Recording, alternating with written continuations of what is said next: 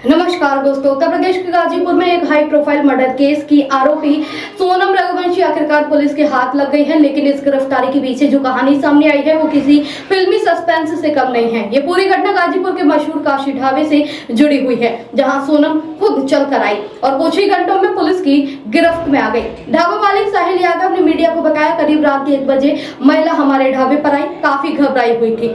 उसने मुझसे कहा कि उसे अपने परिवार से बात करनी है और फोन मांगा। मैंने उसे फोन दिया और वो बात करते करते रोने लगी।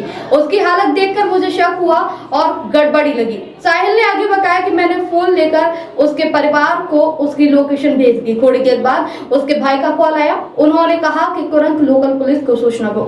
मैंने पुलिस को खबर दी और फिर करीब 2:30 बजे पुलिस ढाबे पर पहुंची और सोनम को हिरासत में ले लिया गया।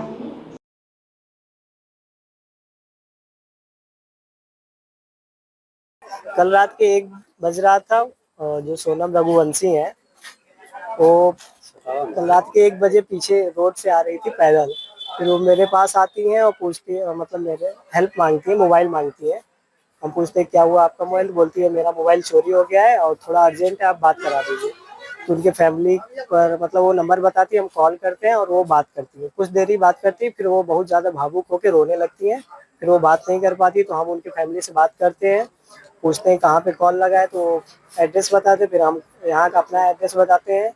फिर इतना ही बात होता है, फिर कॉल कट हो जाता है। इसके बाद उन्होंने मतलब मेरे से पानी मांगा, फिर मैंने उनको दिया। फिर बोलते हैं दीदी यहाँ पे आके आप बैठ जाइए, रेस्ट करिए। फिर कुछ देर बाद उनके भाई का कॉल आता है, बोलते हैं कि हम लोग वहाँ से निकल गए हैं, मतलब जिस जहाँ पे हैं। तो फिर वही बोलते हैं कि आप एक बार लोकल थाने पे कॉल करके इन्फॉर्म दे दीजिएगा। तो हम 112 पे कॉल करते हैं। कुछ देर बाद पुलिस आते हैं और फिर उसके बाद वही लोग बातचीत करते हैं, फिर उनको लेके चले जाते हैं। और मतलब आधी घंटा बाद मैं उन्हीं के पास आके पूछा दीदी आपके साथ क्या हुआ, तो कुछ बताएंगे। तो वही बता रहे थे कि मई में मेरा शादी हुआ था, गए थे घूमने मेघालय, और बीच रास्ते में मतलब गहना चोरी करते टाइम उनके पति मतलब बचाव करते हैं, उसी टाइम उनके पति को मार दिया जाता है। जी नहीं, ऐसा कुछ नहीं होता। उन्होंने बताया उसके बाद वो बेहोश, फिर यहाँ पे कैसे आए ऐसा कुछ नहीं। उनको ये भी नहीं पता कैसे आई। जी नहीं। ढाबा मालिक के अनुसार सोनम अकेली थी और काफी असहज लग रही थी। साहिल ने उसे पानी पिलाया और शांत रहने को कहा। अब ये ढाबा ही वो जगह बन गया है जहां से सोनम की गिरफ्तारी की प्रक्रिया शुरू हुई। पुलिस के लिए ये बयान सबसे अहम चश्मदीद सबूत है कि फरार चल रही सोनम आखिर कैसे पकड़ में आई।